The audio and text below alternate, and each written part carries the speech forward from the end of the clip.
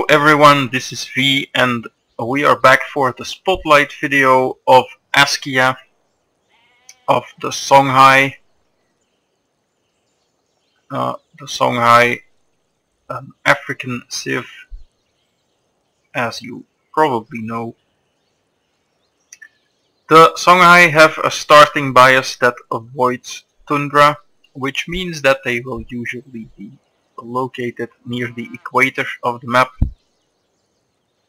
and this will probably result in maps like the one you see here, with some forests, some jungles, grasslands. In general, you will have pretty good growth with this civ. And yeah, let's get into the abilities. The main ability is, well, on the one side your land units get war canoe and amphibious, which means they can attack over rivers and they don't suffer as many penalties when embarked. Those are pretty irrelevant upgrades. As you know, usually we will try to use rivers for setting up ranged attacks and exploiting them that way, and that means that attacking over a river rarely, if ever, happens. But and that's not very important. What is important is that we receive triple gold from barbarian encampments and pillaging cities. So this is really important. That means that we get 75, I think, from looting a barbarian camp, and we can get hundreds of gold from pillaging a city. That gold allows you to cascade a war game into even more units. So that is very sweet, especially with an autocracy commerce build. In the late game you can get 500 or more gold from taking one city, and that's just one free unit at that point, so pretty good. Early on, it means that hunting down barbarian camps can get you, well, pretty well on the way for an early investment. Usually early investments mean either buying a settler, sometimes a worker, and sometimes a library, so that you can start building your national college. But really, early gold is always good, of course. You can stockpile it for a number of reasons. For example, you could build 4 archers and upgrade them to composite bows and rush with it. All these things are much easier if you can just loot 3 or 4 barbarian camps for 75 gold. So this bonus means that if you are lucky enough to be able to take out a few early camps, and you should be, then you can cascade into a very powerful game. Now, as you may know, that means that you will have to let the barbarians spawn camps near you, and you have to clear them as fast as possible, because the AI is really keen on eliminating them. So I would suggest going archery pretty early on with this civ, maybe as a third tech, and making 2 archers just to go clear the camps together with your original warrior, and then withdrawing. You might even want to open honor, just opening it, not taking anything more, just so you can see where the camps spawn immediately, rush there and take them out, and that will yield a significant amount of gold.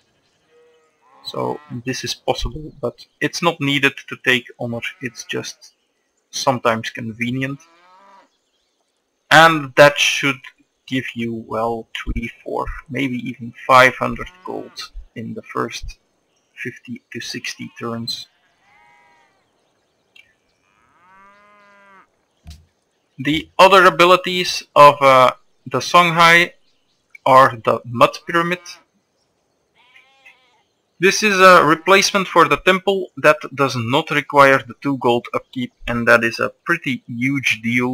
So yeah, you want to build them as soon as possible, and not only that, but they also give you 2 culture, and that culture is going to be absolutely essential for spreading around, buying new tiles.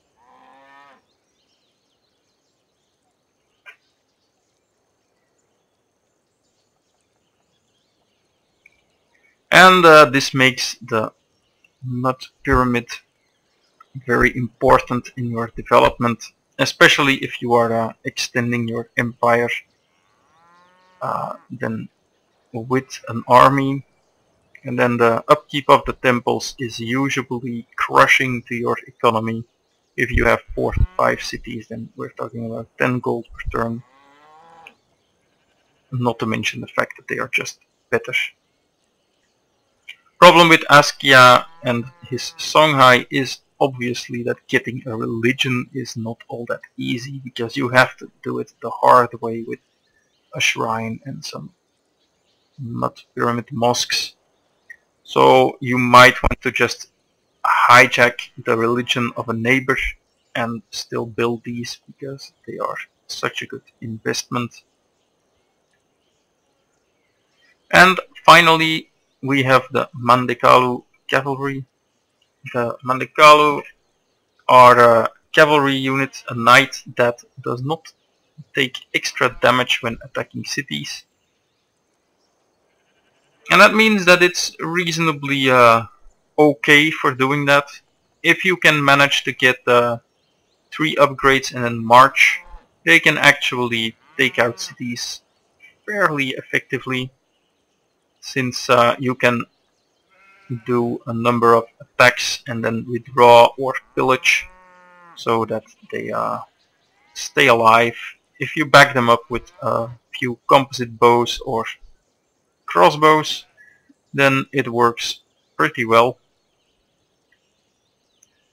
If you start XPing a horseman early on, then it can become devastating in the mid game, and that allows for fairly effective battle in the Renaissance era even. However,